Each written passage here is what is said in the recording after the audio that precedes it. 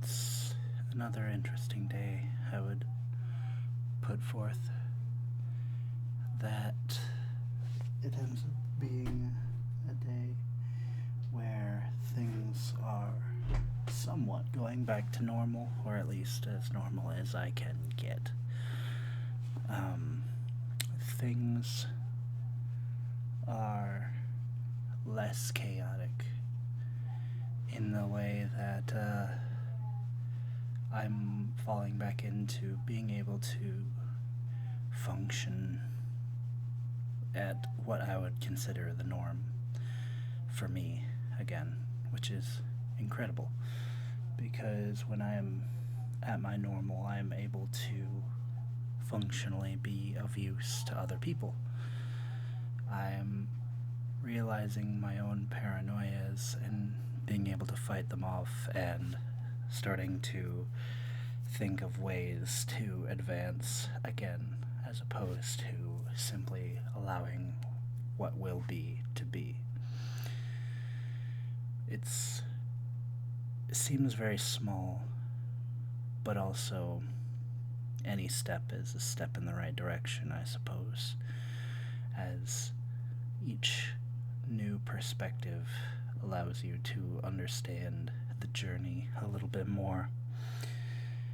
You walk towards your goals, sometimes running, sometimes jogging, sometimes sitting, but always heading towards what is your goal. So even the smallest step is a step in the right direction, even if you're circling your objective rather than going directly to it. It's sometimes better to be able to fully understand a situation rather than heading headlong into it.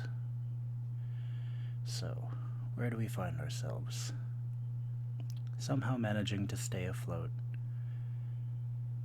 despite my beliefs to my shortcomings, despite me thinking how any number of things could happen or any number of problems could occur. Things are going well, at least for the time being. There is planned chaos coming next week, which may end up leading to some interesting situations. Hopefully, nothing too dire. But a little chaos sometimes helps one realize how beneficial it is to be in a state of normalcy again, as I am one who usually perceives things as going wrong if they're not chaotic. I am so used to things being in a state of flux and or chaos that I start to then berate myself for simple things that most people probably won't or shouldn't. I Something as simple as, oh, I had a cup of coffee in the morning.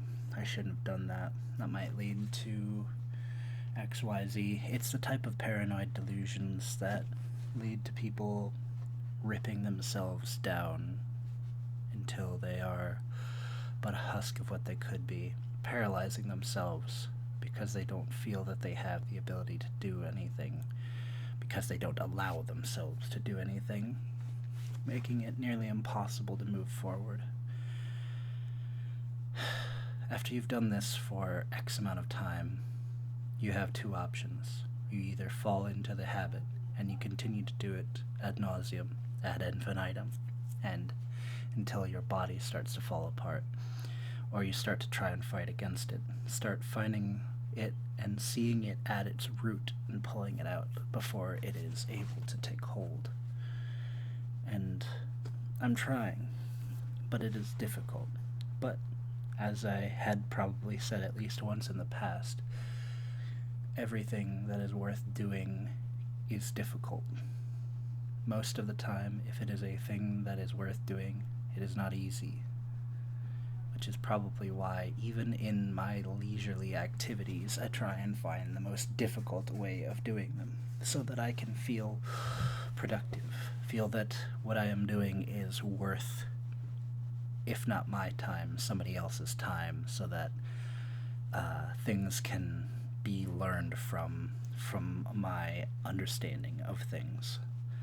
I would like to go through the most difficult and rigorous processes possible, and then end up saying that other people don't have to do that because I'm already doing so. And yet, other people, very few of them, but other people do share my perspective on the world and want to, I suppose, what could be considered martyr oneself. I don't really consider myself such a thing, but I do enjoy, I guess you could say I enjoy suffering to an extent, but I'm not what I would consider a masochist. Uh, I am what I would consider somebody who always finds the most difficult approach so that I can then enjoy the ease at which other things come on different situations. If you are purposely pushing yourself to see what is the most difficult thing that you can do, then you are capable of breezing through the world with ease, should you allow yourself to do so. And that is one of the difficulties that I have, allowing myself to do so.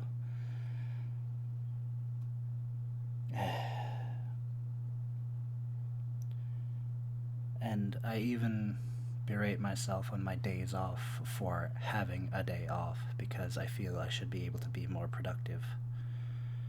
And there is a certain wisdom to that. However, there is also a certain amount of effort that a human is capable of putting forward, after which trying to push any further is a fruitless endeavor.